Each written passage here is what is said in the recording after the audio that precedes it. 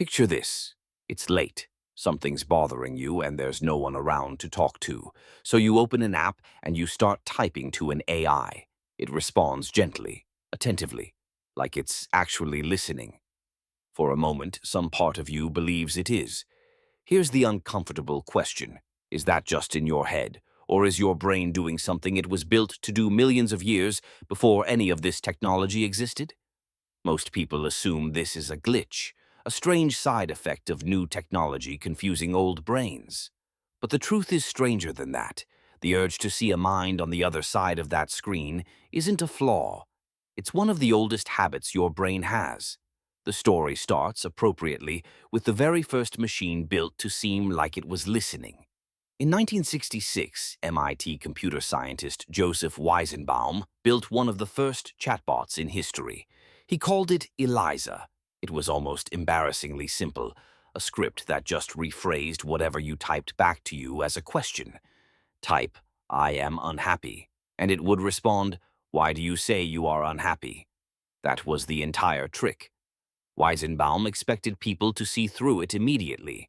Instead, his own secretary, someone who knew exactly how the program worked, asked him to leave the room. She wanted to talk to it in private. Weizenbaum was so unsettled by this that he spent the rest of his career warning people about it. Why would someone who understood the trick still fall for it? Decades later, psychologist Nicholas Epley at the University of Chicago set out to answer that question. In 2007, he and his colleagues published a theory. Human beings are wired to detect minds. Epley called it the three-factor theory of anthropomorphism. We look for signs of a mind whenever something behaves unpredictably, whenever we want to feel less alone, and whenever understanding it might help us stay safe.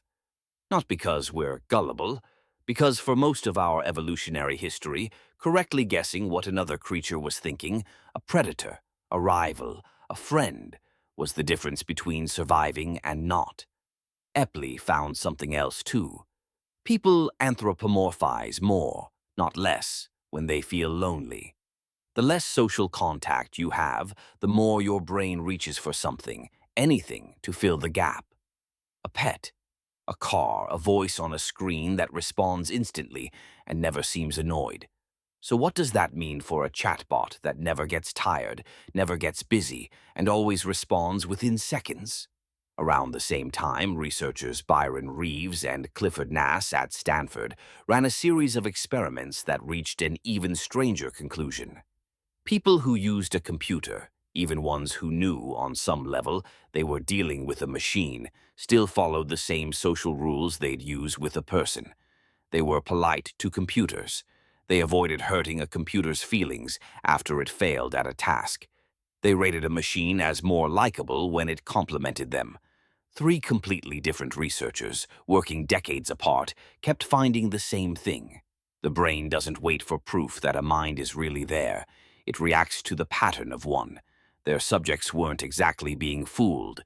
They were doing what brains have always done, applying the rules for people to anything that acts enough like one. Here's the twist. None of this requires the machine to actually understand you. Epley's research found that the feeling of connection and the actual presence of a mind are two completely separate things.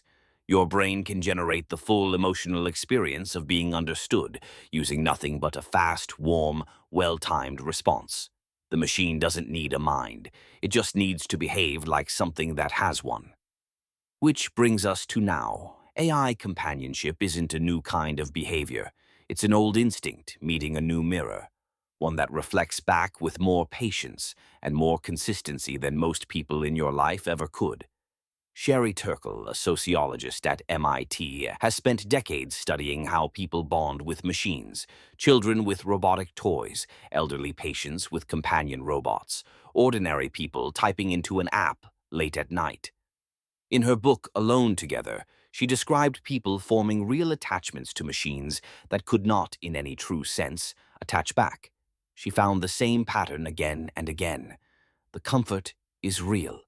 But the connection, she found, is not mutual, even when it feels like it is. So the next time an AI responds to you with warmth and some part of you feels like someone is listening, that feeling isn't proof you're being fooled. It's proof of something much older. A mind built long before any of this existed to find another mind wherever it could, even when there isn't one there at all.